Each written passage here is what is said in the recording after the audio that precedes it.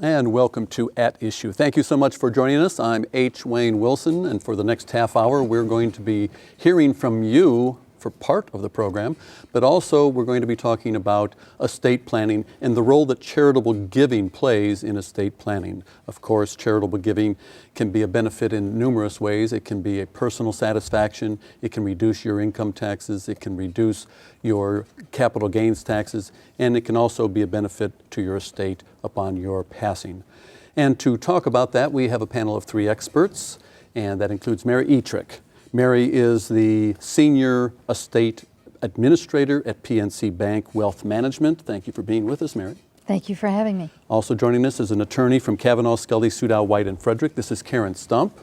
Thank you for being here, Karen. Thank you. And Mark Roberts is the CEO of the Community Foundation of Central Illinois, which is based in Peoria. And for your role out in the audience, we are live in the studio if you are watching Thursday night, and it is Thursday night right now. Charitable giving, we have four experts to answer your phone calls. Your calls will not be on the air. They will be off air. You can call and get some general guidance from the following individuals. Mickey McCarthy, who's the Director of Planned Giving at OSF St. Francis Foundation.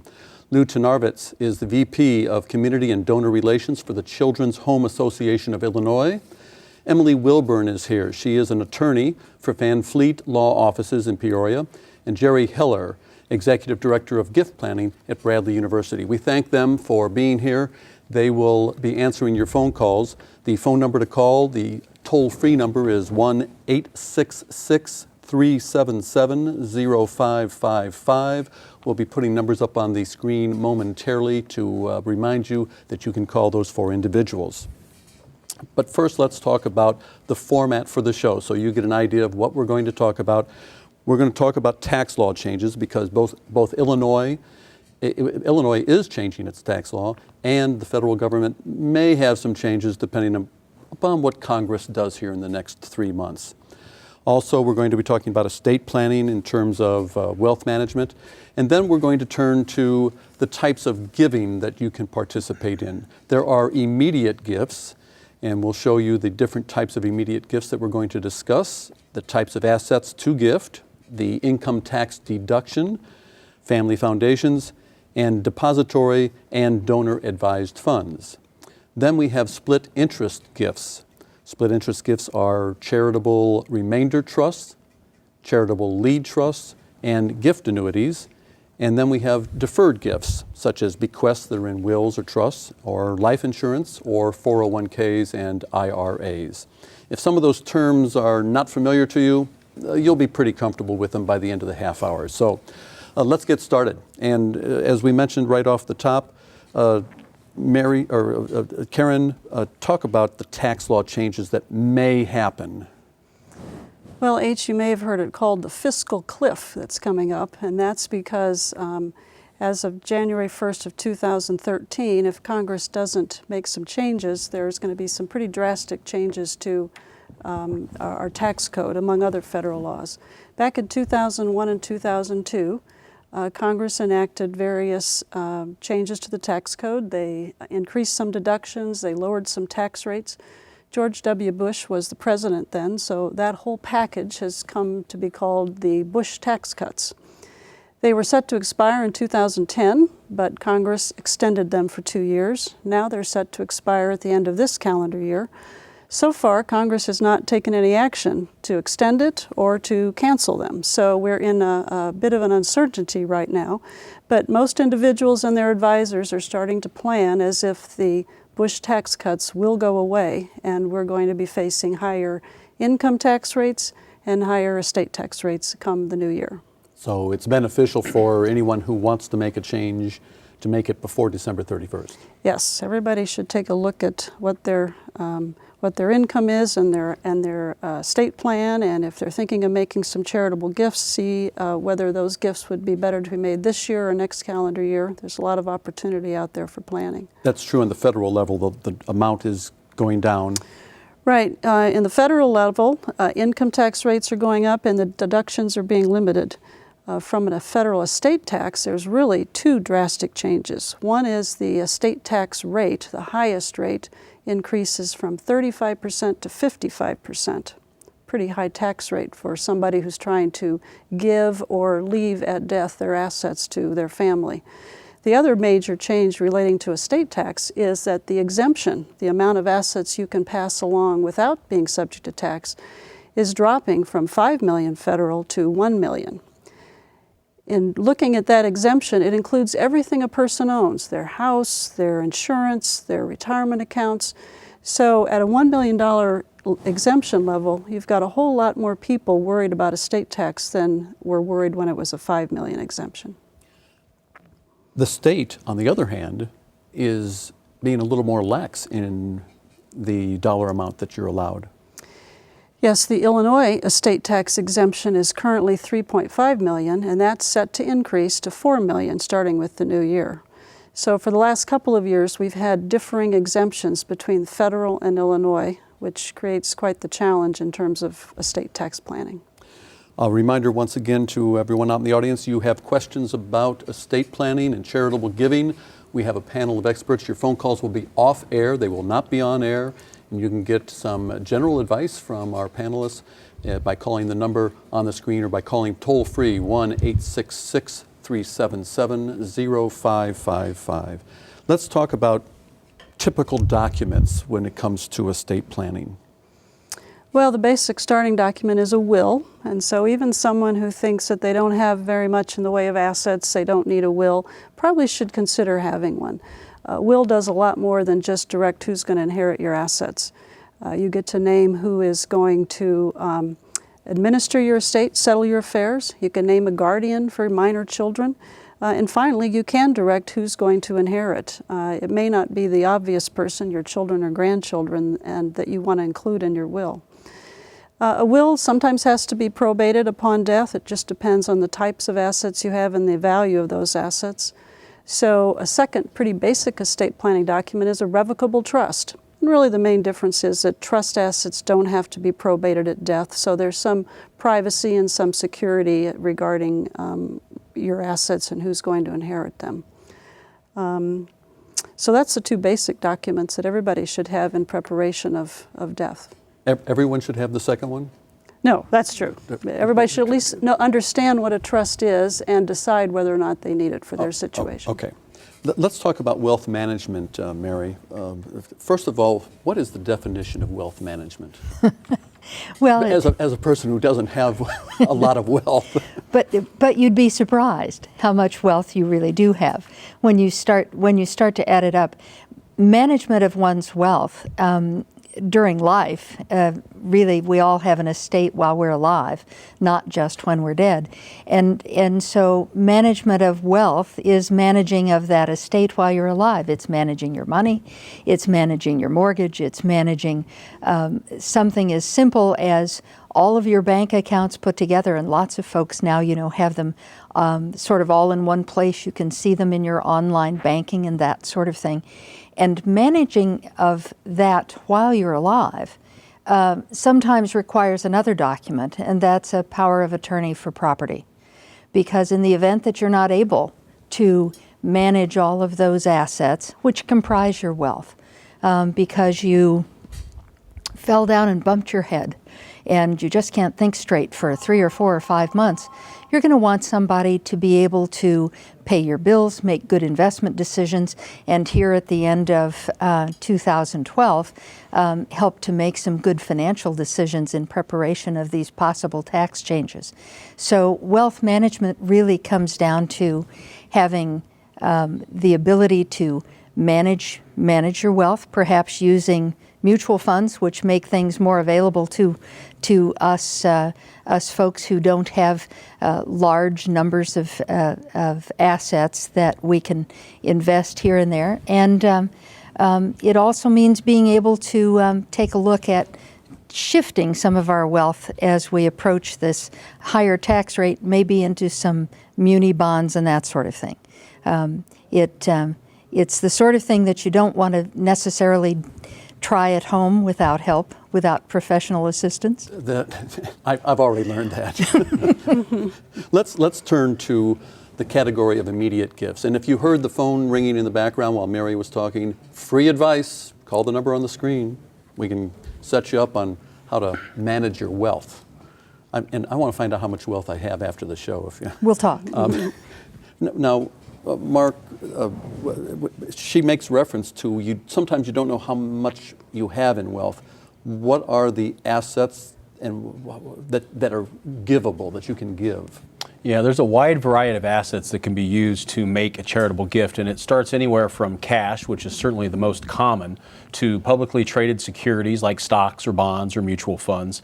But it also could include real estate, life insurance plans, retirement assets, and also sometimes personal property, private property, like could be an antique collection, or it could be rare books, or it could be artwork. But for the purposes of what we're talking about right now, which is really immediate gifts that you would make to a charity, cash is by far the most common, with some subset of publicly appreciated publicly traded securities. Karen, I assume that the obvious benefit is you get an income tax deduction if you give. Are there limits to that? Oh, yes, there's limits. Yeah, there's no Illinois income tax deduction, but there is a federal deduction if you itemize your expenses on your federal return. And the deduction is equal to whatever the property was worth on the date that you gave it. Cash is easy. Publicly traded stock is very easy. It gets a little bit more complicated if you give real estate or some other types of personal property. If the property has a value of over $5,000, you actually have to have it appraised and submit that appraisal with your tax return. You should always get a receipt, especially if the gift is over $250, even if it's cash. The IRS won't allow you a deduction unless you have that receipt.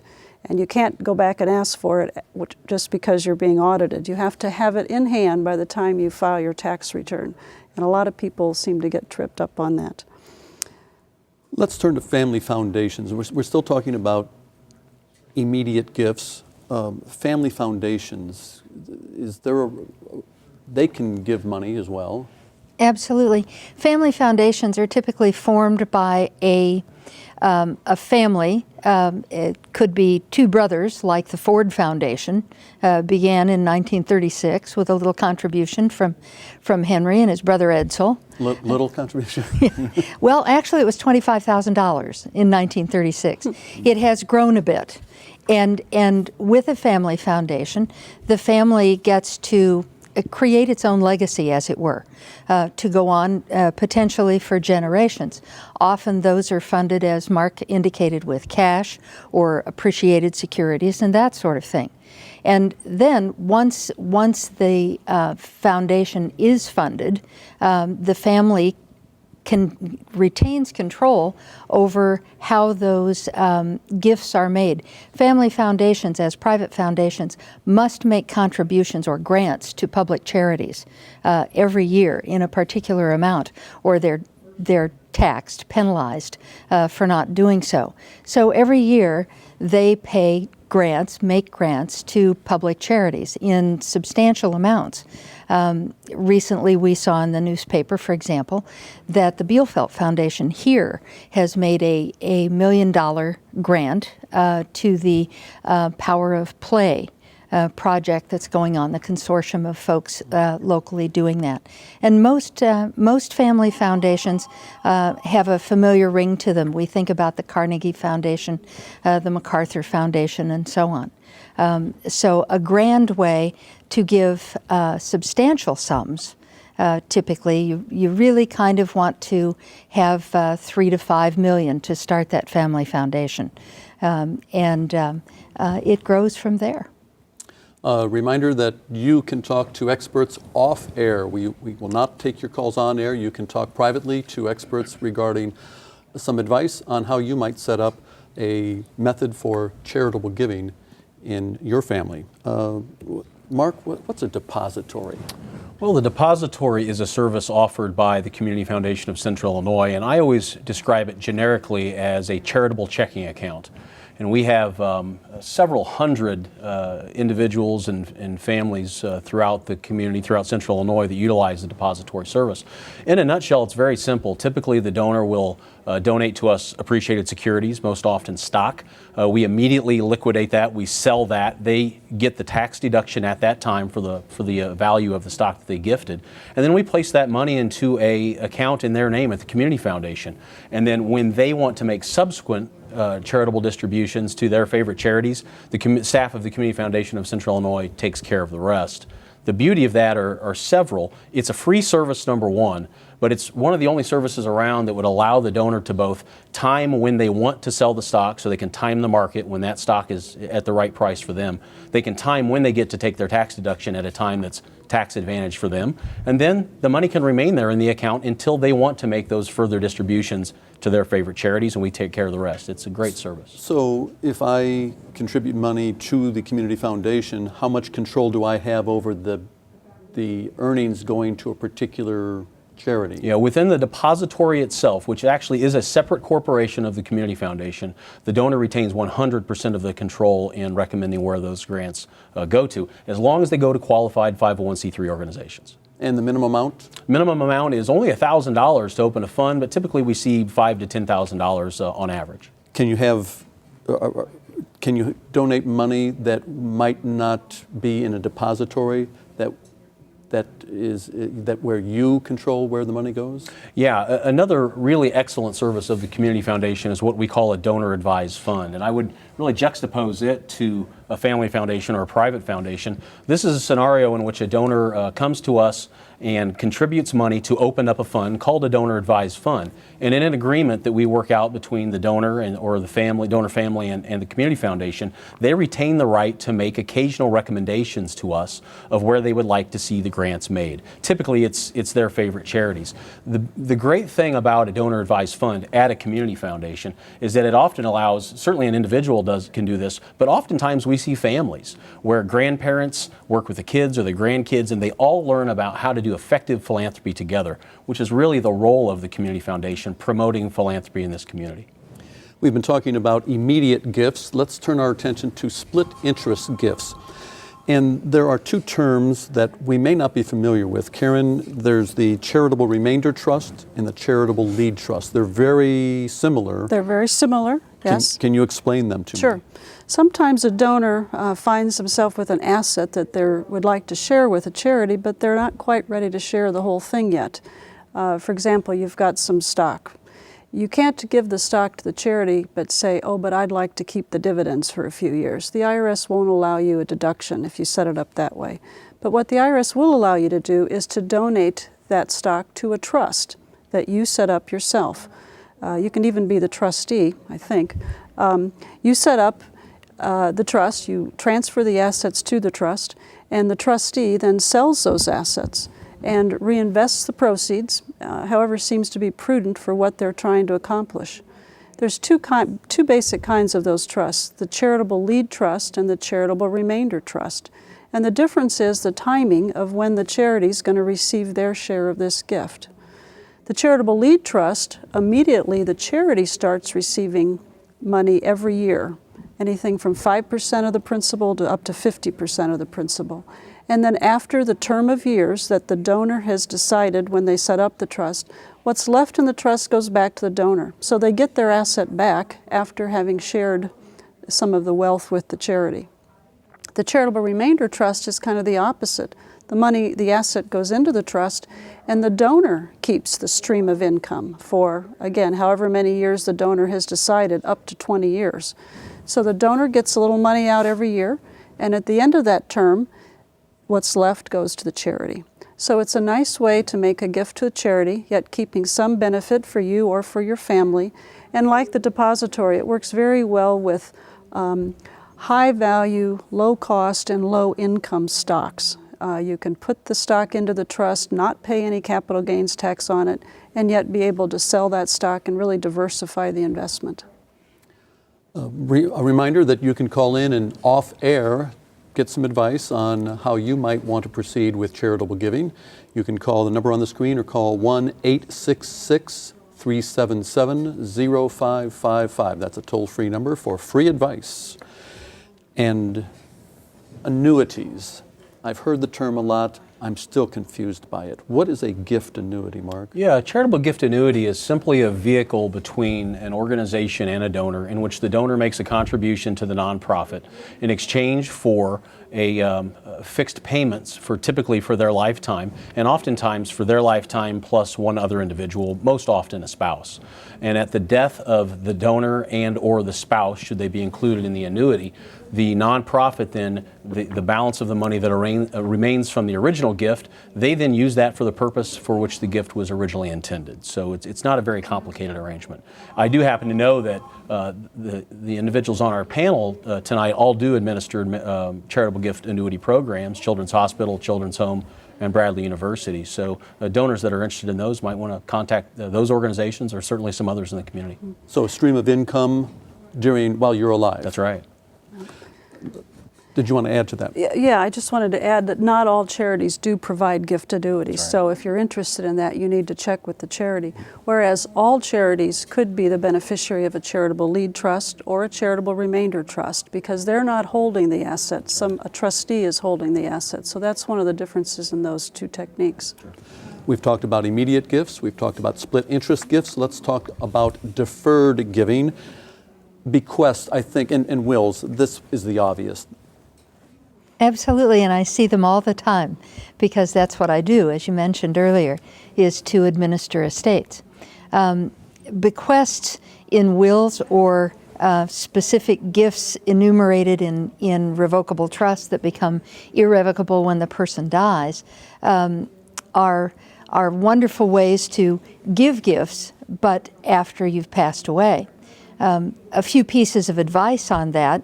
Most of us can think about that. I leave my IBM stock to my friend B, or that sort of thing are specific gifts, or there might be gifts of pecuniary sums.